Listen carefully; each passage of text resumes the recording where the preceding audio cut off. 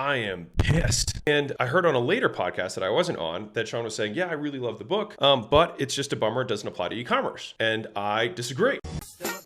And that is why I'm making this video, to break down why the value equation and the things inside of the $100 Million Offers book, which pretty much this visual right here encapsulates or summarizes the vast majority of the pieces in the book. And obviously there's a lot more examples and stories, and it has a lot of 5-star reviews on Amazon. So check it out for 99 cents if you want. But the main point is that these are variables that create purchasing decisions that get people to value something in order to buy it because they value it in excess of price tag. And the idea here is if we understand the things that drive value, then we can understand the things that underpin price, which then lead to profits. And so in the book, I do give a lot of service-based examples, both B2B and B2C, but I wanted to take this video to do something a little bit different and talk about how it applies to e-commerce. Because at the end of the day, people buy stuff because they value them. And so the application may be somewhat different, but the fundamentals and the variables are the same. And so quick recap on this. Dream outcome is people actually have to want the thing that you're delivering to them, number one. Number two is that when they buy, they will buy based on the perceived likelihood that they're actually going to get that thing. So it's like a lot of people may want to get rich, but they will buy the one that they think that has the highest likelihood of actually them getting there, right? Or a lot of people might want to look skinny, but they'll work with the physician that has worked with 10,000 patients rather than their first patient because their perceived likelihood of actually getting skinny or getting the surgery they want is higher. And they in a very real way value it more. Time delay is how quickly something can happen, right? Is between when I buy and when I get. If we can compress that time horizon or that timeline, the more valuable it is. If I can give you a 6-pack in 30 days versus 6-pack in 30 months, which one do you value more? We try and compress the time horizon along how we deliver our products and services. And then finally, effort and sacrifice are the things that we have to start doing that we don't want to do, or we have to give up doing that we do want to do as a result of the purchase. And so in a perfect world, we want to deliver someone the dream outcome, and when they buy it because they have extremely high likelihood or they're certain that they're going to achieve that, and they're going to achieve it overnight with ease, right? So fast, easy,